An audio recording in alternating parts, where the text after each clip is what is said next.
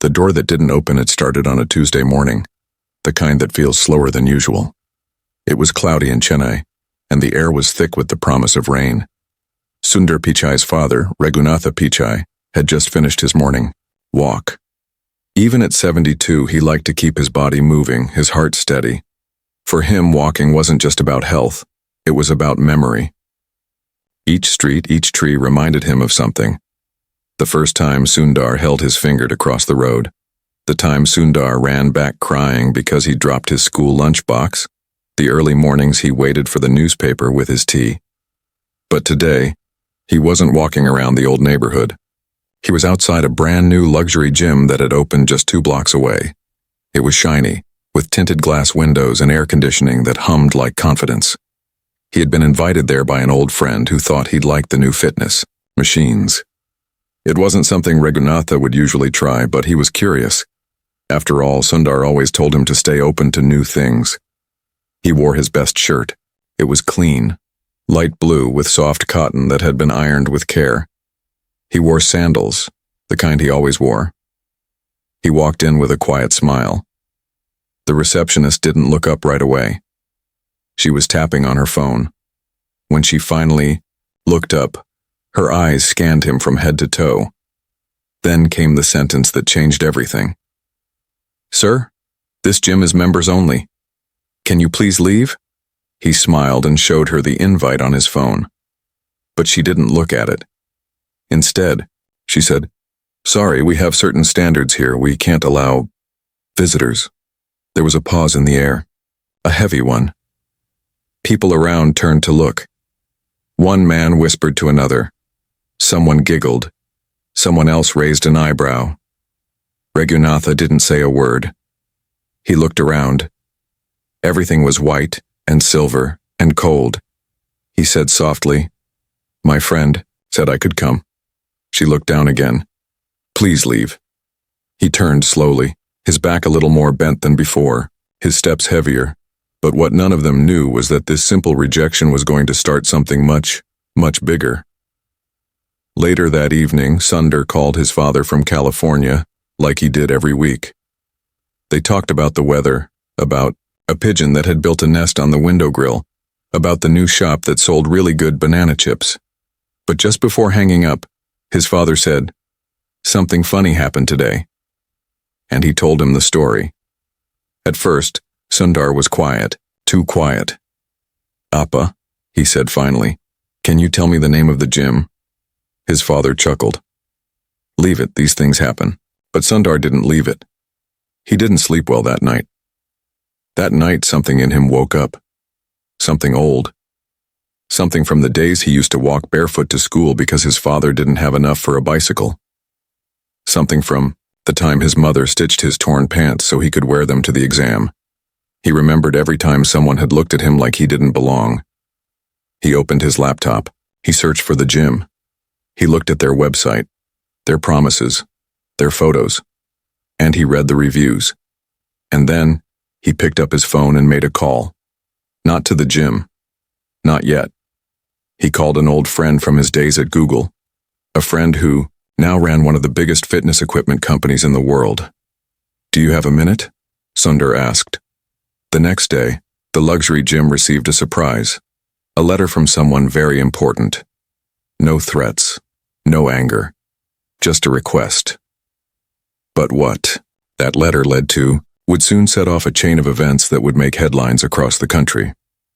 And while the gym manager rolled her eyes and crumpled the letter, a young staff member quietly picked it up and read it. He didn't know yet that his decision that day would change his life. And the nation's. The letter in the trash, the gym was quiet the next morning. The floors shone like mirrors. The scent of eucalyptus oil drifted softly from the spa area, and the background music played a slow, motivational beat. A few early risers were already on treadmills moving in place like they were running away from something they couldn't name. Behind the counter, the manager, Mrs. Thilaka Raman, adjusted her pearl earrings and looked over the day's appointments. She didn't remember the elderly man from yesterday. To her, he was just one of the many people who didn't fit the aesthetic of the space she had curated, and to her that mattered more than anything. At 9:42 a.m., a delivery boy walked in. He looked nervous, sweating slightly even in the cool air. He handed over a thick cream-colored envelope with gold trim. Embossed on the front was the gym's name, written carefully in dark ink. No one noticed the delivery boy's wide eyes as he looked around. He had never seen a place like this before. It was nothing like the small room he shared with two others in the suburbs. He handed the letter over and left quickly as if afraid someone would realize he didn't belong. Mrs. Rahman opened the letter. Her lips moved slightly as she read. The letter was short, but every word was measured. It began, "I write not as a CEO or a public figure, but as a son." As her eyes moved across the page, something shifted in her face. Her mouth twitched once. She read the signature at the end and then reread it again. Her eyebrows lifted slightly, just enough for the receptionist to notice. She didn't say a word. Instead, she folded the letter again, then crushed it in her palm. She walked to the trash bin under the counter and threw it in. Then she looked around and resumed her work like nothing had happened. But someone had been watching. His name was Rohan. He was 23, just 2 weeks into the job, working as a part-time cleaner and assistant trainer. He was quiet, kept to himself, but watched everything. He had seen the elderly man yesterday. He had seen the way the receptionist refused to even look at the phone screen he held up. And now, he had seen the letter. Not the contents, but enough to know it meant something. He had seen the way the manager had crushed it so casually. When she walked away, he waited a moment, then slowly reached into the trash. The paper was still warm from her hand. He carefully unfolded it. His eyes moved fast, skipping lines, going back again. When he saw the name at the bottom, his hand began to shake. He whispered it aloud. Sundar Pichai. Rohan didn't know much about the world of billionaires and tech companies, but he knew enough. Sundar's story had inspired him during college. A boy from Chennai who made it all the way to the top. He had seen the interviews. He remembered how Sundar once said that the first time he touched a computer was when he was 19. That gave Rohan hope during the nights when he studied under the single light bulb at home, while his father fixed broken fans for extra money. And now Sundar had written this letter, not to boast, not to threaten, just to speak for his father. Rohan folded the letter again, gently this time, and put it in his pocket. He didn't know what to do with it yet, but he knew it couldn't stay in the trash. Meanwhile, in California, Sundar waited. He hadn't told anyone else about the letter, not his assistants, not the public relations team, not even his wife. He had written it at night by hand, sitting by the window. He had used a pen gifted by his father years ago, one of those simple blue ballpoint pens with no brand name. In the letter, he didn't demand anything. He didn't mention his job. He didn't name-drop any investors or networks. He just asked a question. How do we measure worth?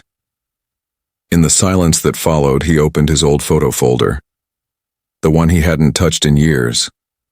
He scrolled past images of product launches, press conferences, and meetings. He looked for the old ones, the grainy pictures of him and his father riding an old scooter through flooded streets, the one where they both wore the same shirt by mistake and laughed so hard their stomachs hurt. He stopped on one photo. It was from 1986. Sundar was 14, standing beside his father in front of their old apartment. His father's hand rested gently on his shoulder. They were both smiling, but their eyes told a different story. A story of quiet struggle, invisible sacrifices. He whispered to himself, "Appa, I'll fix this." Back in Chennai, Rohan made a decision. During his lunch break, he took the letter to his friend Neela, who worked at a small local news website. She had always believed in telling the stories no one wanted to tell. When she read the letter, she looked at him. "Is this real?" she asked. Rohan nodded. "I saw it." Neela hesitated. "We could get in trouble." "What kind of trouble?" Rohan asked quietly. "Telling the truth?" By evening, the story was live on their website. The headline was simple. A letter from Sundar Pichai found in a gym trash can. Within hours, it was everywhere. People started sharing it, commenting on it, reposting it. Some said it was fake. Some said it was real. Some said Sundar should stay out of private matters, but most were deeply moved. Because the letter didn't scream. It didn't shout. It whispered something they all understood. The pain of being unseen. By the next morning, journalists from national channels were outside the gym. Cameras flashed, microphones poked through the glass doors. The receptionist looked pale. Mrs. Raman stayed in her office and refused to come out. And Rohan was missing. He hadn't come to work. His phone was switched off. People started asking where he was. And deep in a small alley in Chennai, someone was watching him closely. Someone who didn't want the truth to come out. The silence before the storm. It rained all night in Chennai. Not the soft kind that makes you close your eyes and breathe deeper. This was the heavy kind.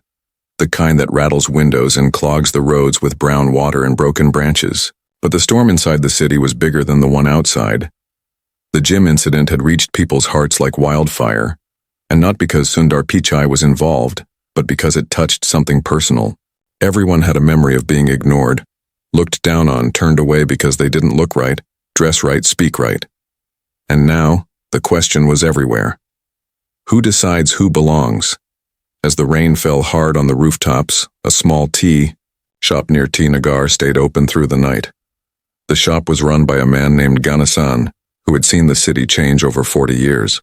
He had served tea to school children, movie stars, politicians, and beggars, all without changing the price on his chalkboard menu. And that night, in the dim yellow light of his tea stall, he was quietly watching the video of the letter on a borrowed smartphone. He didn't know Sundar Pichai personally, but he knew his father. They used to walk the same street every morning. Sometimes they nodded to each other. Sometimes they didn't. But there was always a quiet respect. The kind that doesn't need words. He's a good man, Ganesan told the young boy next to him. Quiet, like the breeze before a big wave. By morning, the story had grown even bigger. A well-known journalist from Delhi posted a video explaining the situation. She didn't just talk about the gym, she talked about respect, about how India forgets its elders, ignores its roots, and worships appearance over substance. Millions watched. Celebrities started sharing their own stories. A famous cricketer admitted how he was once laughed at for wearing slippers to a 5-star hotel. An actress posted a photo of her father fixing a bicycle and wrote, "This man taught me everything. The world ignored him. I never will." But in all this noise, one voice had gone silent. Rohan. He hadn't gone home. His mother, Uma, had been calling him since morning. She went to the gym. No one had seen him. She called Neela, the journalist. Neela hadn't heard from him either. She checked their last messages. He had sent her a photo of the crumpled letter and a voice note she hadn't opened yet. With shaking hands, she clicked on the voice note. Rohan's voice was calm, but something felt off. He said, "If anything happens to me, please don't let this disappear. People need to know, even if they don't listen, even if they forget. Just don't let them cover it up." Her hands froze. For a moment, the room felt too quiet. Then, she stood up, grabbed her bag, and ran to the police station. But the police were slow to respond. They asked questions without writing anything down. "Maybe he's just gone somewhere," one of them said. "Young boys do that?" Neela wanted to scream. Instead, she walked out and opened her camera. She went live. The video started shaky, her breath uneven, rain falling behind her like background noise. "My friend Rohan is missing," she said, looking straight into the lens. "He's the one who found the letter. He's the one who believed this story mattered. Now he's gone. And no one seems to care." She paused. "This isn't just about a gym. This is about how we treat people, how we treat truth. If you're watching this, share it, ask questions, because something is very wrong here." Within 20 minutes, the video was trending. Hashtags flooded social media. "Where is Rohan?" "Letter in the trash." Even international media picked up the story, and still, silence from the gym, until 4:17 p.m. A message was posted on their official page. It read, "We have nothing to do with this fake story. The letter is fabricated. We are consulting with legal advisors." People were furious. Comments poured in. Some canceled their memberships. Others stood outside the building with signs. One said, "Respect doesn't wear designer shoes." Meanwhile, inside a small room with no windows on the edge of the city, Rohan sat tied to a plastic chair. His head throbbed. His wrists hurt. He didn't know who the men were. They hadn't told him anything. But they had taken his phone, his bag, and warned him to keep his mouth shut. All he could see was a flickering tube light above him and a steel door that didn't open. But even in that darkness, something inside him stayed alive. Not anger, not fear. Something smaller, quieter, more dangerous. Hope. Because somewhere out there, he knew Neela wouldn't give up. He knew people were watching. And he knew Sundar was still listening. And across the ocean, Sundar was watching. He had seen the video, seen the posts, seen the comments that said this was all a stunt. But he didn't care about opinions. He cared about one thing, Rohan. And for the first time in years, he made a personal post. No team, no approvals. Just a message written by him, in that same simple tone his father had always used.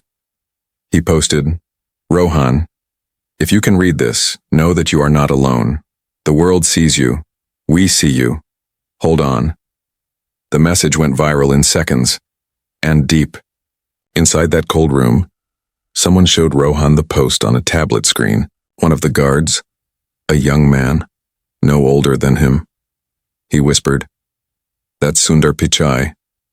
Rohan nodded slowly. "Yeah," he said. "He's the reason I didn't throw that letter away." The young guard looked at him for a long time, then walked away without a word. Outside, the storm was only just beginning. The man with the missing key. The city didn't sleep that night.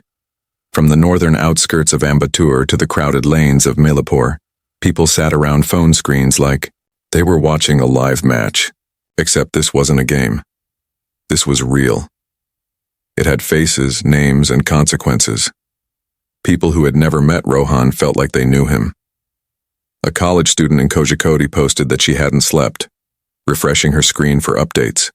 A bus conductor in Bengaluru printed Rohan's photo and taped it on the dashboard of his bus, telling every passenger who asked, "This boy, he stood for something." The story had gone beyond Sundar, beyond the letter, beyond the gym. It had become a mirror, and for the first time in a long time, India was looking into it without blinking. But the people at the center of it weren't on screens. They were caught in shadows. In a narrow building with faded paint and locked shutters, Rohan sat on the floor now. They had untied him after the young guard quietly convinced the others he was just a boy who acted without thinking. But they still watched him, still made sure he didn't move too far. He had no idea where he was. Outside, the sounds of life carried on. Bikes honking, radios playing, dogs barking in the distance. But he couldn't see any of it. His body ached. Not from the ropes, but from something deeper.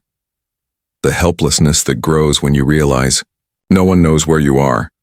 He tried to stay calm, tried to remember his mother's voice, the way she used to hum old Tamil songs while making tea, the smell of turmeric on her fingertips, the warmth of the evening light falling across the kitchen floor, and through that silence he heard a knock. Not on the door to his room, not from a guard, from inside his memory. He remembered something, a detail. When he was being brought in blindfolded, one of the men had made a call. He didn't hear much, but he heard a name. It was small, almost lost under the engine's growl.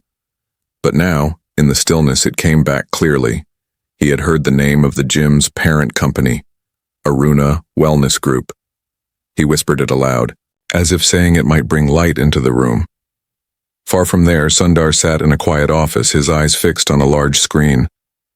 But it wasn't data or charts in front of him. It was a map of Chennai, with a long list of company holdings on the side. A friend from his university days, now working in a private intelligence firm, had agreed to help him discreetly. They were tracing the possible locations of facilities owned by the company. They'll have safe houses, the friend said. Private buildings off the books, maybe under shell names. Why would they go this far for a letter? Sundar asked quietly. His friend paused. Maybe it's not about the letter. Maybe it's about something bigger. Maybe it's what the letter represents. And then, just as the silence stretched too long, another screen lit up.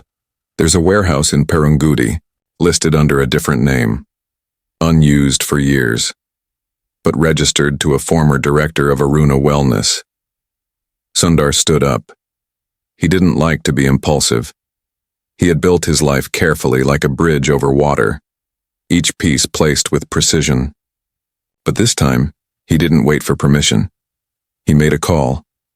Not to a journalist, not to the police, to a woman named Leela Thomas, a former intelligence officer, retired early, brilliant, stubborn, and the only person Sundar trusted with something. This delicate, she answered on the second ring.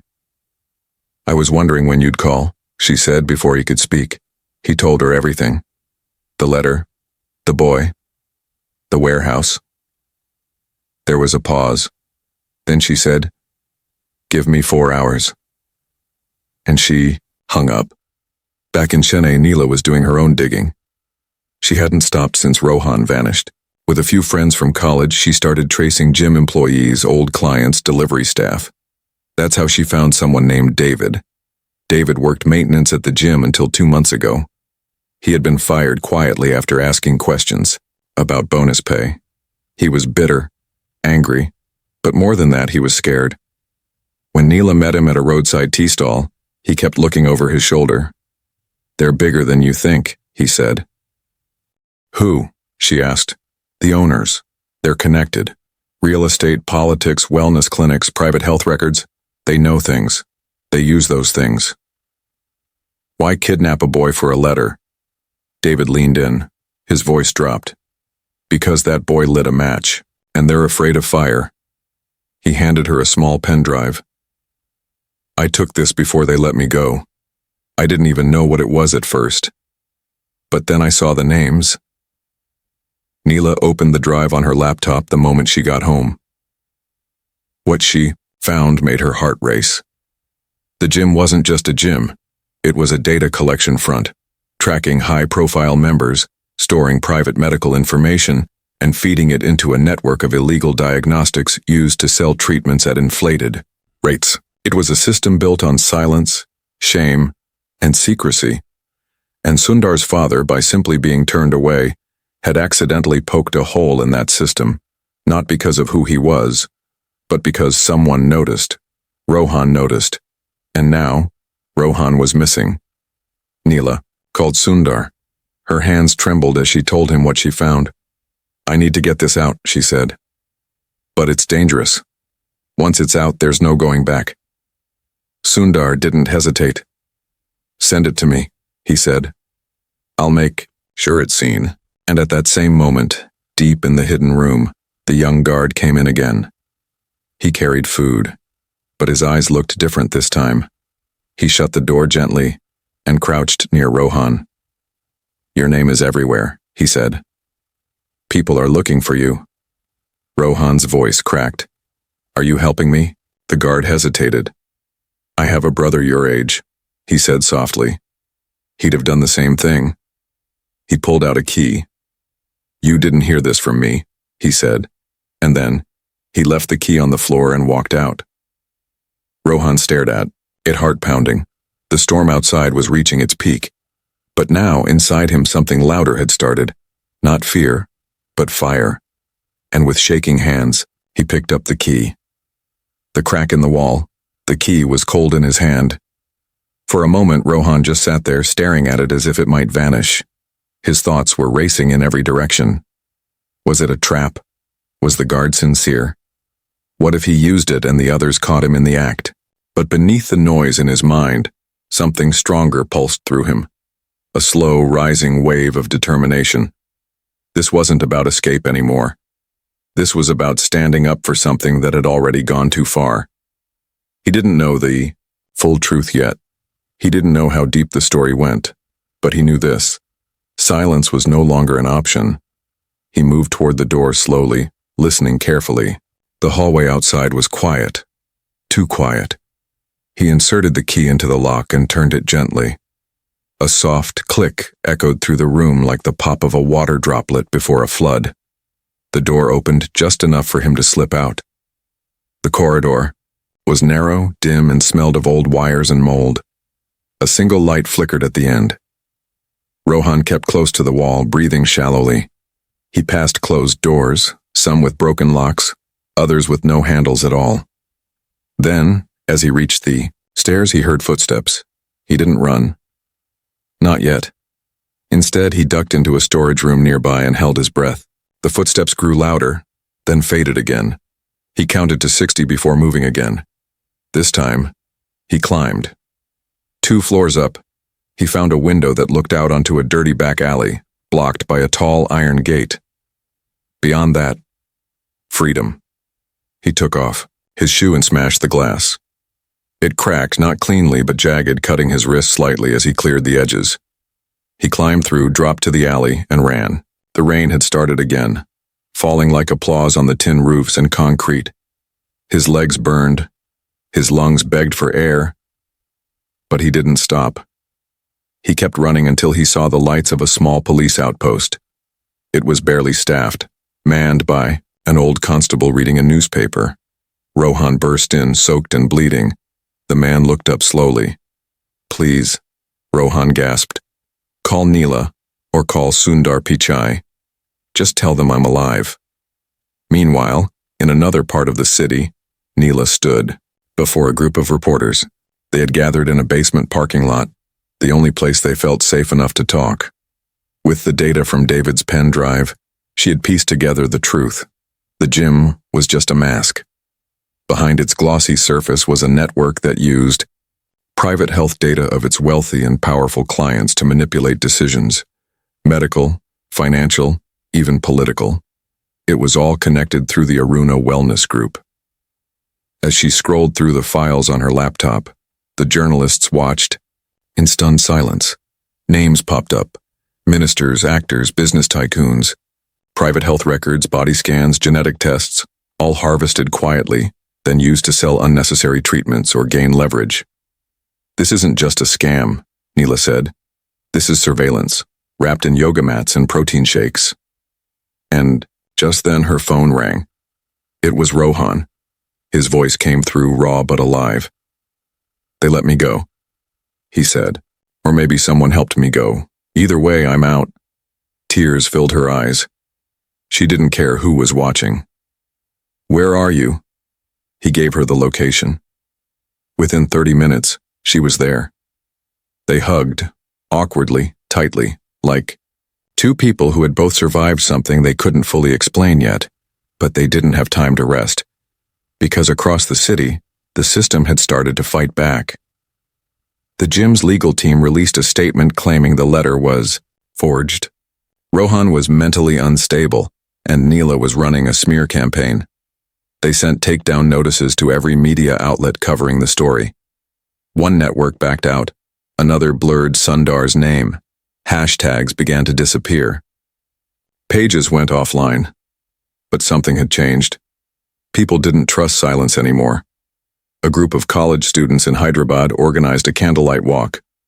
They weren't demanding refunds or justice. They were walking for dignity. An auto driver in Delhi painted "Everyone deserves to be seen" on the side of his vehicle. A retired school teacher posted a video telling the story of how she was once denied entry to a hospital because of her clothes. And at the heart of it all stood Raghunatha Pichai, Sundar's father, who hadn't spoken to the press at all. Until now. He sat in his small living room, the same one he had lived in for over 40 years. Reporters stood outside, microphones ready, but when he stepped out there was no anger in his eyes. No performance. Just a quiet steadiness. He cleared his throat. "I am not angry," he said. "I am not hurt. I have lived long enough to know how the world sees men like me. Old. Simple. Ordinary." He paused. "But I am proud. Proud that my son still remembers who he is. Proud that a boy like Rohan saw me and didn't look away. His voice trembled then. The first sign of emotion. Respect doesn't come from how much money you have, or how tall your building is. It comes from how you treat someone who can't give you anything. A hush fell over the crowd. Those words, spoken in soft Tamil and translated quickly online, spread like wildfire.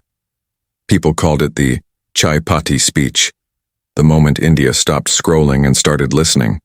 And in that moment, at Sundar's office in California, his assistant walked in with a new update. "The government is watching now," she said quietly. "They're opening an inquiry into Aruna Wellness." Sundar nodded. "Good," he said. "They should." And just then his phone buzzed, a text from an unknown number. "We weren't expecting this. Back off. Last warning." He stared at it for a moment.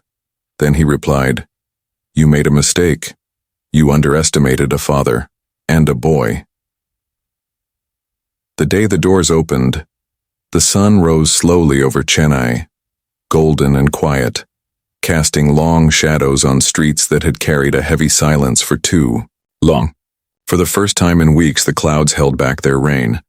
The city breathed deeper. It was the kind of morning that felt like a pause before something meaningful.